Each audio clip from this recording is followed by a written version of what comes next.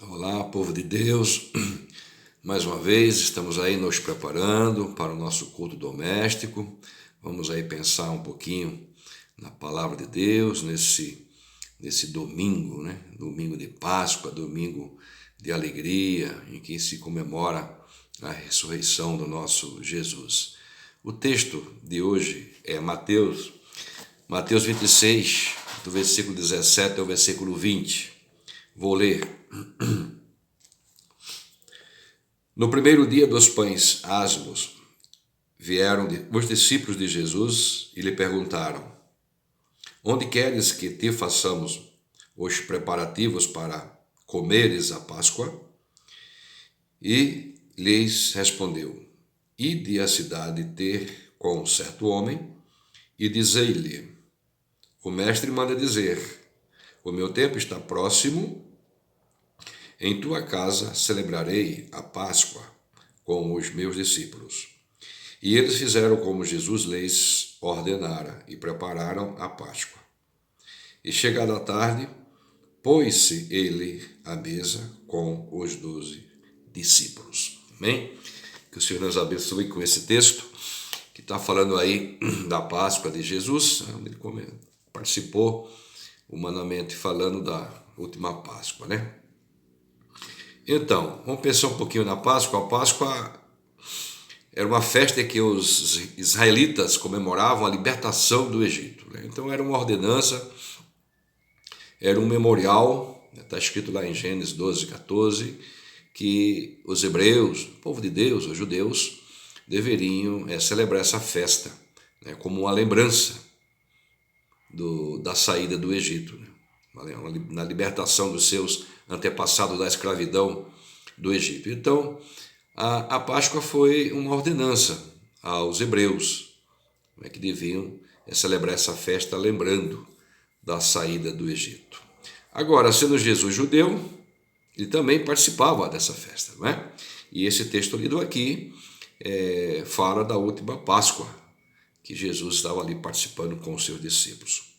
Então, a Páscoa é assim especificamente para o judeu, para o povo de Deus, né? É uma festa que comemora a libertação, sempre olhando para trás. Agora, o fato é que os cristãos também comemoram a Páscoa, né?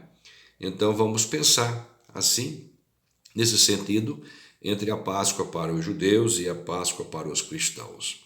Então, vamos pensar na Páscoa para os judeus, como já foi dito. Era uma festa que trazia a lembrança da libertação da escravidão. Era um memorial que apontava para o passado, não é? A Páscoa apontava para o passado. É fato que eles estavam vivendo aquela história e nós já temos a história escrita. Então, era para os judeus uma festa que apontava para o passado, ou seja, lembrando o memorial, né, da saída do Egito, mas também aí uma alusão ao Cristo, né? Até então na cabeça dos judeus não, né? Mas a Páscoa ali já tinha ali, né, fazia uma alusão à vinda de Cristo. Quando se fala de sangue de cordeiro nos umbrais da porta, se fala do sangue de Cristo derramado na cruz do Calvário. Então a Páscoa é uma lembrança quando Israel ficou livre da praga de morte, né? No Egito ali teve várias pragas, né, porque Faraó estava tentando segurar aquele povo, né, não queria libertar o povo, então veio ali praga de água em sangue, pragas de piolhos, né, de úlcera, e a praga da morte dos primogênitos, a última praga, né? Então, em obediência a Deus, esse povo foi orientado a matar o cordeiro, comer e pegar o sangue do cordeiro, passar nos umbrais da porta, porque à noite o Senhor passaria ali e ia matar todos os primogênitos, e na casa que tivesse ali o sangue nos umbrais da porta não ia haver morte. Então, em obediência a Deus, os hebreus passaram ali o sangue nos umbrais da porta. Os hebreus, ou seja, eles foram avisados, né? O Senhor vai passar ali, vai matar todos os primogênitos. O Senhor conversa com o seu povo, fala: passa o sangue nos umbrais da porta, que onde tiver o sangue nos umbrais da porta não haverá morte. Então o Senhor avisa. Veja bem que semelhantemente ao caso de Ló, lembra? Estamos estudando aí Gênesis, né? No caso de Ló, né? O Senhor mandou avisar, os anjos foram lá tirar Ló de Sodoma e Gomorra antes que Sodoma fosse destruída, não é? Então o Senhor avisa, e aqui especificamente o Senhor avisou os hebreus acerca dessa praga, não é? Ensinando como eles deveriam fazer para não serem atingidos pela praga. Ou seja, ele ensinou, passa lá o sangue nos debaixo da porta e lá não vai haver essa morte dos primogênitos. Então, irmãos, assim, de primeiro nós olhamos assim a Páscoa, não é, como essa festa, não é, ordenada ao povo de Deus, os judeus, em lembrança à saída do Egito, não é? E tendo ali, trazendo à sua mente aquela libertação e também o poder de Deus que tirou aquele povo do Egito com mão forte, não é? Veja bem o relacionamento de Deus com o seu povo, não é? Tirar o seu povo dali, trouxe aquela praga, avisou o seu povo como deveria proceder para que a praga não atingisse o seu povo, e assim fizeram, não é?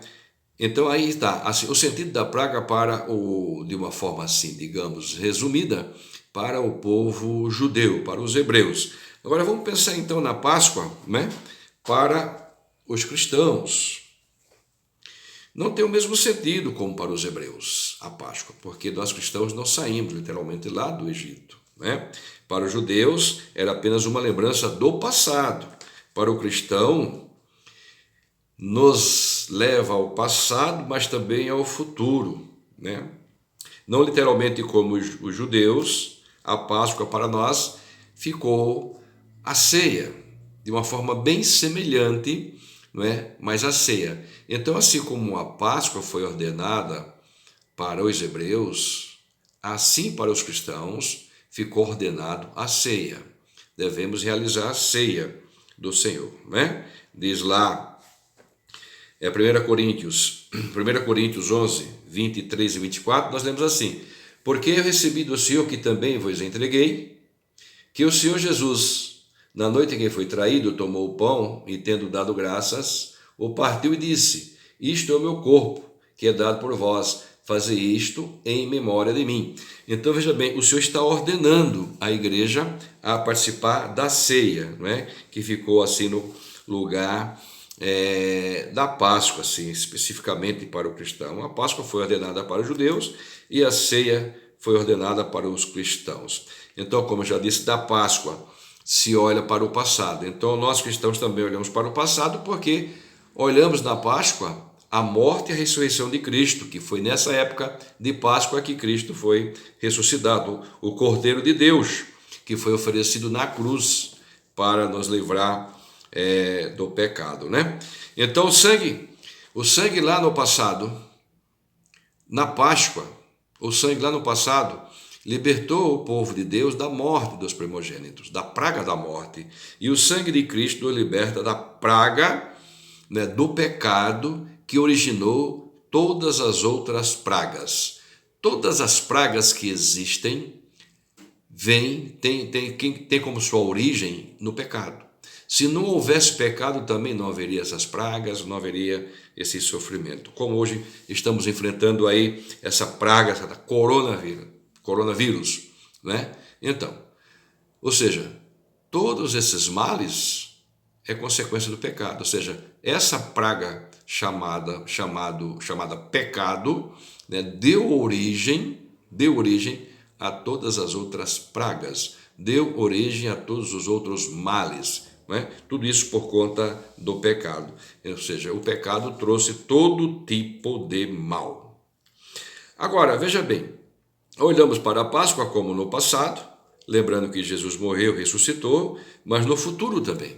Né? No futuro também, fazendo uma relação entre a Páscoa e a ceia, que para nós ficou a ceia, Mateus 26, 29, diz assim, ó: eu digo-vos que desta hora em que diante não beberei deste fruto da videira, até aquele dia em que o hei de beber novo convosco no reino de meu Pai. Ou seja, Jesus está falando que nós vamos participar dessa ceia novamente quando ele voltar em glória, né? O Senhor vai voltar em glória e aí vai haver um grande banquete, né? Em 1 Coríntios 11, 26, lemos assim: porque todas as vezes que comerdes este pão e beberdes o cálice, anunciais a morte do Senhor até que ele venha, tá? Então veja bem, quando participamos da ceia, nós temos em mente a morte de Cristo e a sua vinda também.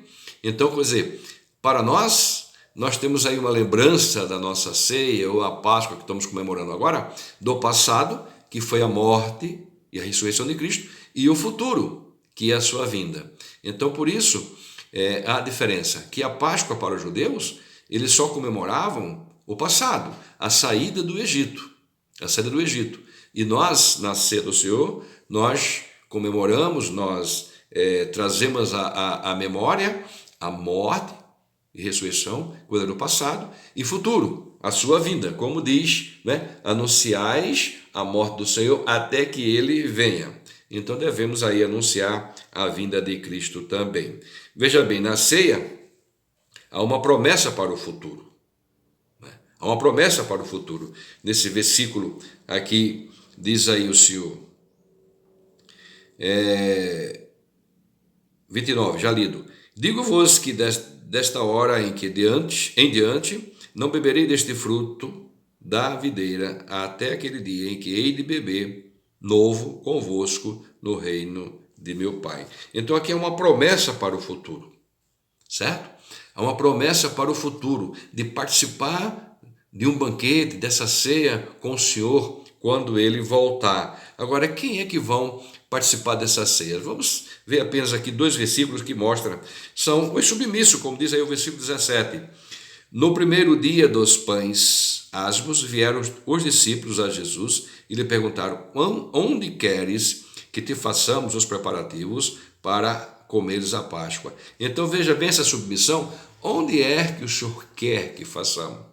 Tá? Onde quer que o Senhor quer que façamos. Então é a esse submisso que o Senhor fala: olha, eu vou voltar e na minha volta nós vamos participar de um grande banquete. Submissão e obediência, como diz o versículo 19. E eles fizeram como Jesus lhe ordenara e prepararam a Páscoa. Então isso é o quê? Submissão e obediência. Fazer aquilo que o Senhor manda. Quem é que vai participar dessa grande ceia, desse grande banquete quando o Senhor voltar, que está aqui prometido em Mateus? Aqueles que são submissos, aqueles que são obedientes a Deus. Então veja bem, irmãos, a ceia, então, para nós, é um memorial da morte e ressurreição de Cristo e também uma expectativa do seu retorno, não é? Então, os hebreus, eles comemoravam a Páscoa só lembrando o passado, não é? E nós comemoramos a Páscoa, ou seja, a ceia no nosso caso, não é? Lembrando do passado, o que Jesus fez na cruz do Calvário, e olhando para o futuro, quando vai acontecer a sua volta. Então ficamos na expectativa do seu retorno, quando cearemos com ele na glória. Agora eu quero fechar essa meditação aqui olhando para Apocalipse. Apocalipse capítulo 19, Apocalipse capítulo 19, versículo 9, diz assim, ó: então me falou o anjo, naquela visão que João teve do futuro, então me falou o anjo, escreve, bem-aventurado aqueles que são chamados à ceia das bodas do Cordeiro. E acrescentou, são estas as verdadeiras palavras de Deus. Né? Então quer dizer, João, ele já teve uma visão do futuro, onde o Senhor fala para ele, escrever, está escrito para nós, que no futuro que vamos participar desse banquete. Aquilo que o Senhor prometeu lá em Mateus, já lemos lá, lembra? 26, versículo 29. Estou bebendo com vocês agora, estou participando agora, mas agora só quando eu voltar no reino, né? Na glória, só quando eu voltar na glória. Então aqui João está vendo, né? O Senhor permitiu que ele tivesse esse conhecimento, essa revelação, e ele mostra aqui que os salvos, ou seja, os submissos, os obedientes, vão participar desse banquete na glória, são chamados para participar da glória. Então nós vivemos nessa expectativa não é? A ceia para nós tem esse sentido, a Páscoa para nós tem esse sentido de que, olhando para o passado, Jesus morreu na cruz para nos livrar da praga, né, da morte, não é? Do pecado, não é? E olhamos para o futuro, que é o seu retorno, quando ele virá nos buscar e vamos ali participar de uma grande ceia, de um grande banquete. Agora é interessante. No fim, ou seja, no futuro, né, quando os salvos cearão com Cristo, interessante isso, os salvos estão convidados para essa grande ceia, para esse grande banquete. Agora, os não salvos servirão de ceia para as aves do céu. Veja bem aqui, Apocalipse capítulo 19, versículo 17 e 18. Diz assim, ó, Apocalipse 19, 17 e 18. Então vi um anjo posto em pé no sol e clamou com grande voz, falando a todas as aves que voam pelo meio do céu. Vinde, reuni-vos para a grande ceia de Deus, para que comais carne de reis, carnes de comandantes, carnes de poderosos, carne de cavalos, de seus cavaleiros, carne de todos, quer livre, quer escravo, assim pequenos como grandes. Então veja bem, todo aquele que não for participar da ceia do Senhor, porque não estão na condição de salvos e filhos de Deus, vão acabar servindo de ceia, né? Onde haverá ali aquela mortandade tremenda, ceia para os animais. Então aqui, essa situação aqui, irmãos, é uma alusão satírica à bem conhecida comparação do reino de Deus com um grande banquete. Então veja bem, não sabemos se isso vai acontecer literalmente, mas enfim, é o que está escrito. Veja bem, haverá um banquete para os salvos, né? A ceia do Senhor, como o Senhor disse lá em Mateus, naquela última ceia que ele participou com os discípulos, que logo em seguida ia ser crucificado, já conhecemos a história, ele diz, agora só vou tomar essa ceia com vocês novamente no reino, na sua volta em glória. Então aqui em Apocalipse está registrado essa grande ceia, esse grande banquete de todos os salvos com Cristo Jesus. E todos esses que não vão e todos aqueles que não irão fazer parte desse banquete, então, serão alimento para as aves, o mundo perdido, e dali por diante é sofrimento e sofrimento eterno. Então, irmãos, para nós a ceia tem esse sentido, não é? Lembrar o passado, que Jesus foi crucificado, e também o futuro, quando um dia estaremos com ele para todo sempre. Então, concluindo, Páscoa para nós, então, é a morte e ressurreição de Cristo, ou seja, do Cordeiro que veio nos livrar da maior praga, né? A maior praga. Por que a maior praga? A praga que mata a alma, separa o homem de Deus. Hoje estamos vivendo aí a situação do coronavírus, né? É uma praga que mata também, mas essa praga que estamos vivendo agora, ela só pode matar, se matar, não é? O corpo. Essa só pode matar o corpo. Só mata o corpo, né? Então, por Jesus diz, olha, nós temos que temer, né, o que pode e tem poder para fazer algo com a alma, né? Então, Jesus, ele foi na cruz para nos libertar da maior praga, a praga que tem o poder de matar a alma, que é o pecado, né? Então, muito pior do que o coronavírus. O coronavírus só pode matar o corpo, mas o pecado mata a alma. E Jesus veio para nos livrar dessa praga, né? Assim como lá no Egito, o sangue do Cordeiro nos umbrais da porta livrou aquele povo da morte dos primogênitos, morte física. Assim, o sangue de Cristo derramado na cruz do Calvário nos livra dessa praga que mata espiritualmente, mata a alma. Por isso a ele toda a honra e glória. Para nós, então, a Páscoa é a ceia que devemos participar até que ele venha. Não é? Jesus, o nosso Cordeiro, aquele que morreu, mas ressuscitou, está vivo, está intercedendo por nós. Louvado seja Deus, a todo aquele que vem a Cristo, todo aquele que tem Cristo na sua vida, na sua alma, ele está livre dessa praga que mata a alma, ou seja, o pecado. Não livre de pecar enquanto estivermos aqui, mas estaremos livres da consequência do pecado, que é uma morte, ou seja, uma separação, não é, da alma de Deus. E em Cristo Jesus nós somos ligados a Deus. Louvado seja o nosso Deus por esse amor tão grande mostrado ali na cruz. Então, para nós, a Páscoa é mais interessante, digamos assim, do que para os judeus. Para os judeus só apontava para o passado.